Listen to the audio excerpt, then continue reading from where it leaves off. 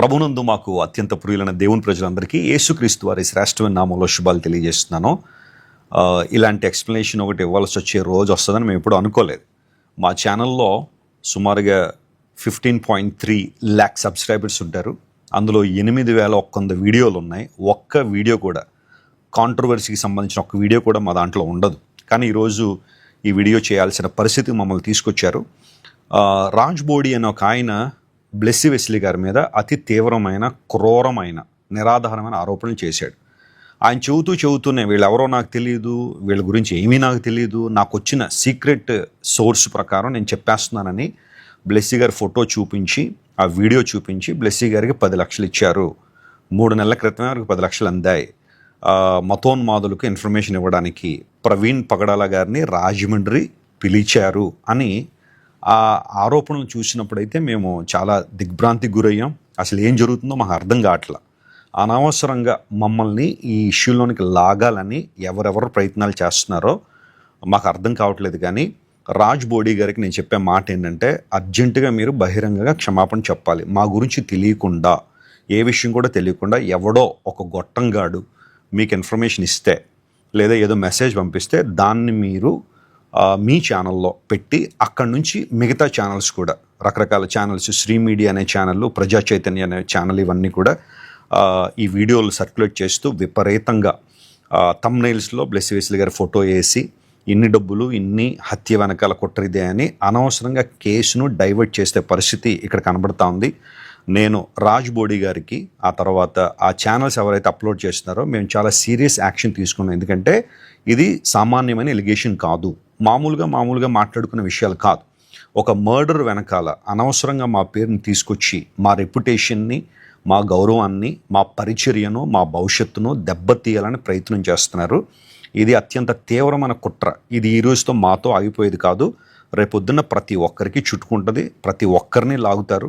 దేవుని సేవకుల్ని అప్రతిష్ట పాలు చేయాలనే ప్రయత్నాలు మతోన్మాదుల చేతుల్లో రాజ్ బోడి గారు వెళ్ళిపోవడం మాకు చాలా దుఃఖాన్ని, లేదా అతను వెళ్ళిపోవడం మాకు చాలా ఆశ్చర్యాన్ని కలిగిస్తుంది. అతను ఎవరో కూడా మాకు తెలియదు. నేను అతని వీడియోలు కూడా చూడలేదు. అమెరికాలో ఉంటాడని ఇప్పుడు మనవాళ్ళు చెబుతూ అన్నారు. మా పరిచర్య మాది, మా సేవ మాది. దేవుని సేవలో నిర్విరామంగా రాత్రింబగళ్ళు కష్టపడి ప్రభు సేవ చేస్తూ అనేక ప్రాంతాలు తిరిగి ప్రపంచవ్యాప్తంగా, భారతదేశంలో కాదు మా పరిచర్య, ప్రపంచవ్యాప్తంగా అనేక దేశాల్లో ఒక క్రెడిబిలిటీ కలిగిన పరిచర్య మీద ఇంత బురద జల్లడం చాలా హాస్యాస్పదం. ఈ విషయాన్ని మేము అతి తీవ్రంగా ఖండిస్తున్నాము. దీన్ని ఇక్కడితో వదిలిపెట్టే ప్రసక్తి అయితే లేదు. ఎందుకోసం అంటే చూస్తూ ఉంటే వెర్రోడి కేకలే గెలిచినట్టుగా కాల్చేసి గుడ్లు తల మీద వేసేస్తే కాలిపోవడం మేము సిద్ధంగా లేము. ఈ విషయంలో చాలా సీరియస్ యాక్షన్ తీసుకుంటాము. న్యాయబద్ధంగా పోరాడతాం. ఎవరైనా ఇలాంటి ఎలిగేషన్స్ ఇకపై చేస్తే ఏ ఒక్కరిని సహించము అని దేవుని సేవకుని మీకు తెలియజేస్తాను. ఎందుకంటే ఇది వెరీ ఫస్ట్ టైం మేము ఇలా స్పందించడం. మేము మా పరిచర్య చాలా చక్కగా సువార్త పరిచయలో కొనసాగుతున్నాం. ప్రవీణ్ పగడాల గారి విషయానికి వస్తే నేను ఎప్పుడు ఆయన వ్యక్తిగతంగా కలవలేదు. నేను ఆయన్ని యూట్యూబ్లోనూ, ఆ తర్వాత మిగతా సోషల్ ప్లాట్ఫామ్స్లో ఆయన ప్రసంగాలు అప్పుడప్పుడు వినడమే కానీ వ్యక్తిగతంగా నేను కలవాలి. లాస్ట్ ఇయర్ మా బ్రదర్ అతన్ని వారి కాన్ఫరెన్స్ పిలిచినప్పుడు ఆయన 2వ రోజు వాకింగ్ చెప్పాను, నేను 3వ రోజు వాకింగ్ చెప్పాను. That's it.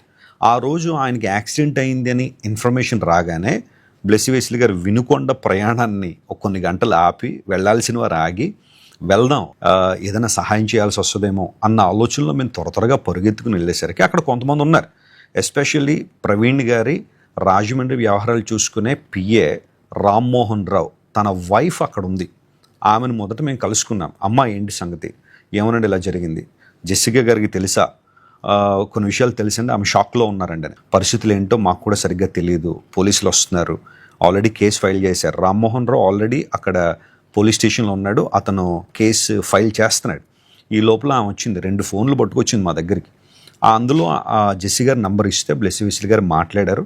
ఆ తర్వాత మళ్ళీ మాట్లాడదాం ట్రై చేస్తే ఆమె దుఃఖంలో ఉన్నారని వాళ్ళ పిఏలు ఎవరో మాట్లాడారు. ఇది జరిగింది. ఆ రోజు నేను నా పనులన్నీ ప్రక్కన పెట్టుకుని హాస్పిటల్ దగ్గర ఉండి, ఆ మరుసటి రోజు పోస్ట్ మార్టం జరుగుతున్నప్పుడు కూడా అతి తీవ్రమైన ఉద్రిక్తత రాజమండ్రిలో ఉంటే నేను వెళ్ళి పోలీసులతో మాట్లాడి అక్కడ అందరితో కూడా పర్యవేక్షించి, అంటే నేను ఒక్కడనే అని చెప్పట్లేదు, చాలామంది లీడర్స్ అప్పుడే అక్కడ వచ్చి ఉన్నారు. అందరం కలిసే కలెక్టివ్గా నిర్ణయం తీసుకుని హైదరాబాద్ నుండి వాళ్ళ టీం వచ్చారు, వారందరూ కూడా అక్కడ ఉన్నారు. పోస్ట్ మార్టం ట్రాన్స్పరెంట్గా జరగాలి, ఆ తర్వాత ఈ కేసు ట్రాన్స్పరెంట్గా ఇన్వెస్టిగేషన్ జరగాలని మొదటి నుండి నేను కోరుతూనే ఉన్నాను, విజ్ఞప్తి చేశాను, పోలీసు వారు రిక్వెస్ట్ కూడా చేశాను. ఆ తర్వాత జరిగిన పరిణామాలన్నీ మీకు తెలుసు.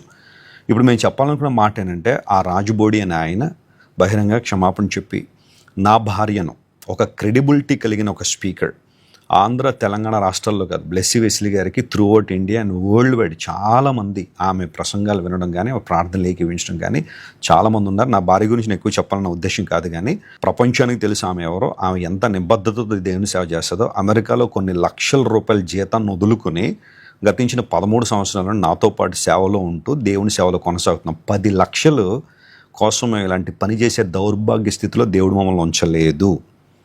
10 లక్షల కోసమే ప్రాకులాడే వ్యక్తులం కాదు, అలాంటి పనులు చేసే వ్యక్తులం కాదు. ప్రతి నెల కోట్ల రూపాయలు మేమే ఖర్చు పెట్టి అనేక మంది అనాథ పిల్లలను పోషిస్తూ, జాన్ వెస్లీ ఫౌండేషన్ ద్వారా ఆదర్శ ఎడ్యుకేషన్ సెంటర్ నడిపిస్తూ, వేలాది మంది పేద ప్రజలకు మేలు చేస్తూ, ఫౌండేషన్ ద్వారా కార్యక్రమాలు కావచ్చు, క్రైస్ట్ వర్షిప్ సెంటర్ ద్వారా అనేక బ్రాంచెస్ సంఘాలు నిర్వహిస్తూ, ప్రపంచవ్యాప్తంగా అనేక మందిని సువార్త కొరకు సిద్ధపరుస్తూ ఎంత అద్భుతమైన పరిచర్య చేస్తున్న మా మీద ఈరోజు బుర్ర జల్లడం చాలా భయంకరమైన విషయం. దీన్ని తీవ్రంగా మేము ఖండిస్తున్నాము.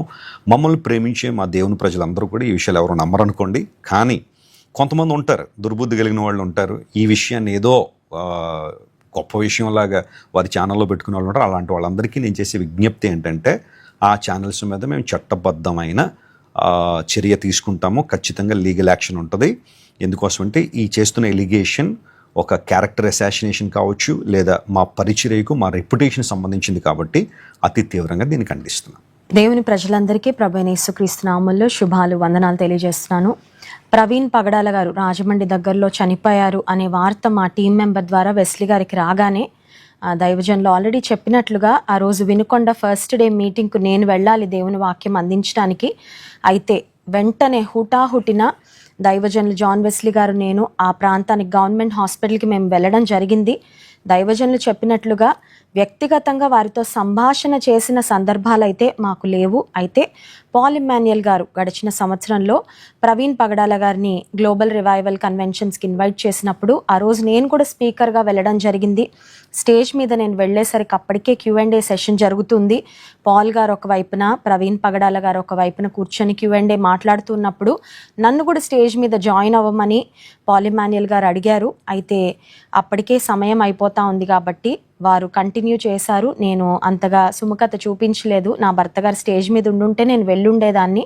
ఆ తర్వాత Q&A అయిపోయిన తర్వాత దైవజనులు ప్రవీణ్ పగడాల గారు స్టేజ్ దిగి వెళ్ళిపోతున్న వ్యక్తి ఏమనుకున్నారో నాకు తెలీదు. నేను స్టేజ్ ఎదురుగా సోఫాలో కూర్చున్నాను. ఆ రోజు GRCలో పార్టిసిపేట్ చేసిన వారందరికీ తెలుసు, వారు గమనించి ఉంటారు ఇది. బ్రదర్ స్టేజ్ మీద నుండి దిగి వెళ్ళిపోతూ నేను కూర్చున్న సోఫా వద్దకు వచ్చి నాకు ప్రైజ్ ది లార్డ్ చెప్పి నాకు విష్ చేసి వెళ్ళారు. వారు మరణించారు అన్న వార్త వినగానే నేను ఫస్ట్ అండ్ లాస్ట్ బ్రదర్ని చూసింది అదే, ఆ సందర్భమే. వెంటనే నా జ్ఞాపకం వచ్చింది.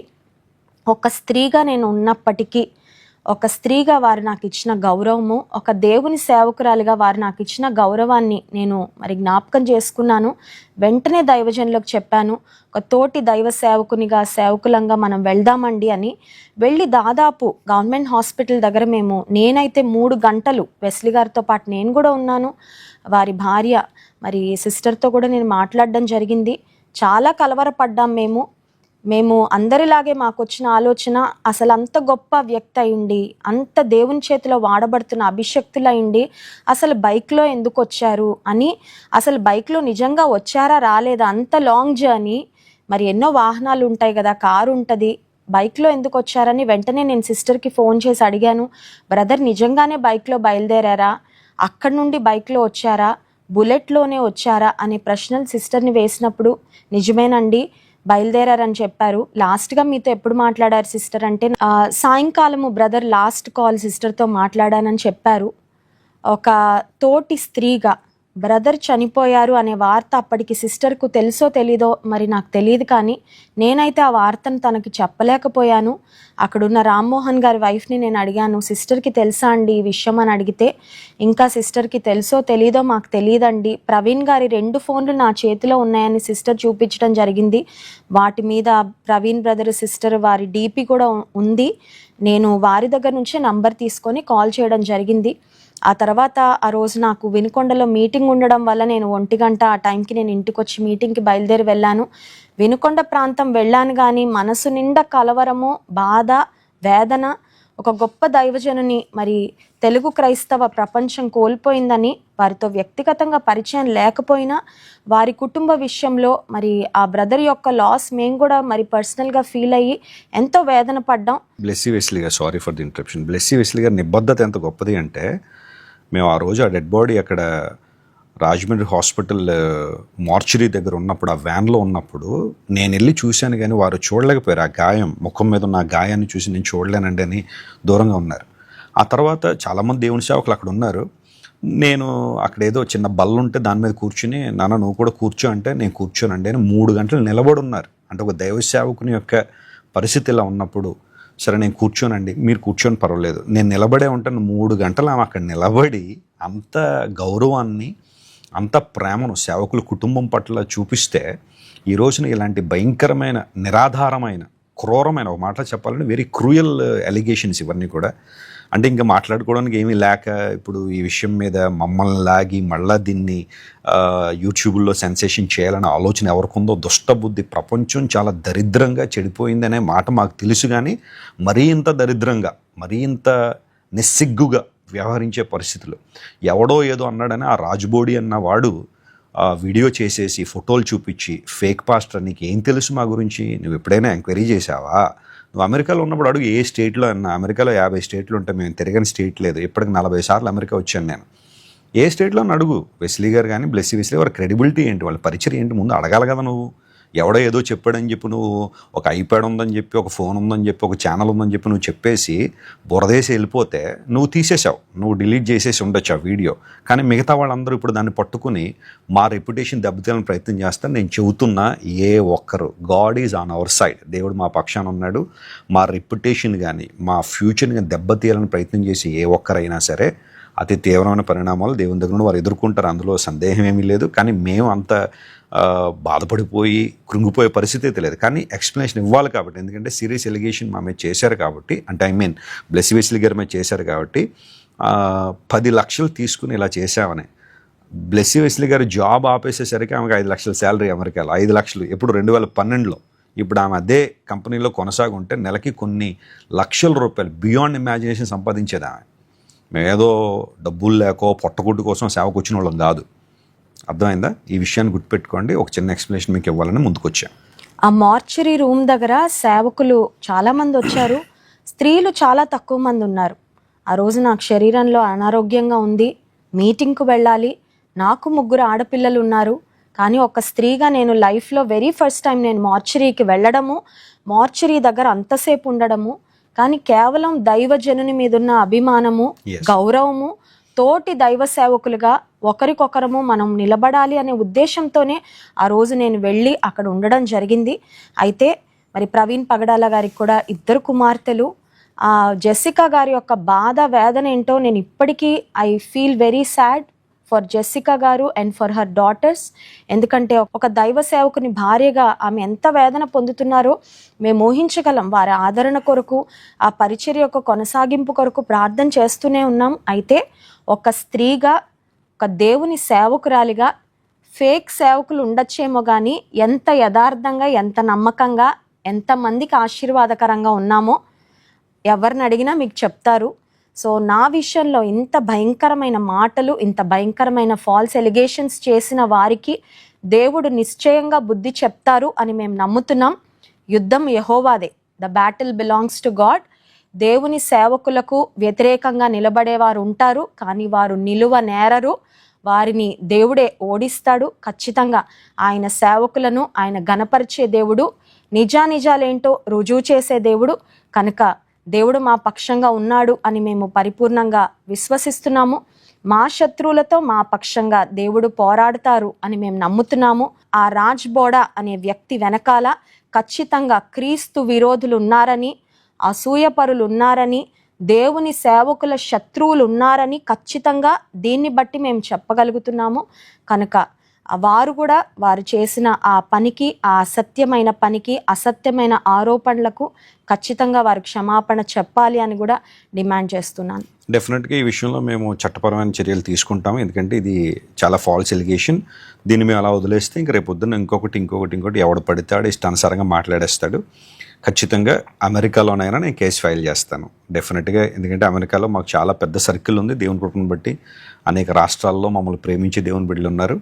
డెఫినెట్గా అతని మీద అయితే న్యాయపరమైన చర్యలు తీసుకుంటాం. ఎందుకంటే అతను తెలుసుకోకుండా, కనీసం ఆ వ్యక్తి ఎవరు, ఏంటి, వాళ్ళ క్రెడిబిలిటీ ఏంటి, పరిస్థితి ఏంటో అర్థం కాకుండా మీడియా ముందుకు వచ్చేసి ఫోటోలు పెట్టేసి ఇష్టానుసారం మాట్లాడేసి అలా వదిలేస్తే అతను ఏమనుకున్నాడో మాకు తెలియదు. కానీ ఖచ్చితంగా దీని మీద తీవ్ర పరిణామాలు ఉంటాయి.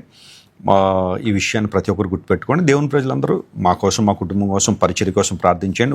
0.01% కూడా మేము కృంగిపోవట్లేదు, లేదా అధైర్యపడలేదు, భయపడలేదు. అన్ని విషయాలు దేవునికి తెలుసు. మేము ఎంతగా ఆ కుటుంబాన్ని ప్రేమించామో, పగడాల గారి కుటుంబాన్ని ఎంత ప్రేమించామో, ఆ కష్ట పరిస్థితిలో నిలబడాలని చెప్పి మా స్కెడ్యూల్స్ని కొంచెం అడ్జస్ట్ చేసుకుని ఏ విధంగా సహకరించామో అందరికీ తెలుసు. వారి గురించి ఎలా స్పందించామో అందరికీ తెలుసు. ఈ విషయాన్ని ప్రతి ఒక్కరు గుర్తుపెట్టుకోండి. This is our response. దీన్ని ఇంకా ఎక్కువ పొడిగించాలనో, లేకపోతే ఇంకా వేరే లెవెల్ తీసుకెళ్ళి దీన్ని అనవసరంగా వేరే ప్రయోజనాల కోసం వాడుకోవాలని మాకు లేదు. ప్రవీణ్ పగడాల గారి డెత్ని చాలామంది తమ స్వప్రయోజనాల కోసం వినియోగించుకున్నారనేది వాస్తవం. మేము అలాంటి వాళ్ళం కాదు. మాకు ఆ అవసరం కూడా లేదు. 10 లక్షలు ఆఫ్టర్ ఆల్ టు అస్. దేవుడు మమ్మల్ని ఆశీర్వించిన దాన్ని చాలా గొప్పది. కోట్లాది రూపాయలు ప్రతి నెల అనేక మంది పేద పిల్లలు పంచిపెట్టే మేము 10 లక్షల కోసం ఇంత తీవ్రమైన పరిస్థితులకి మేము దిగజారినంత దౌర్భాగ్యం అయితే కాదు. ఈ విషయాన్ని ప్రతి ఒక్కరు గుర్తుపెట్టుకొని దేవుని ప్రజలు మా కోసం, పరిచర్య కోసం ప్రార్థించేయండి. Ministry will go on and God will bless you all. దేవుడు మిమ్మల్ని అందరినీ దీవించును గాక. ఆమేన్.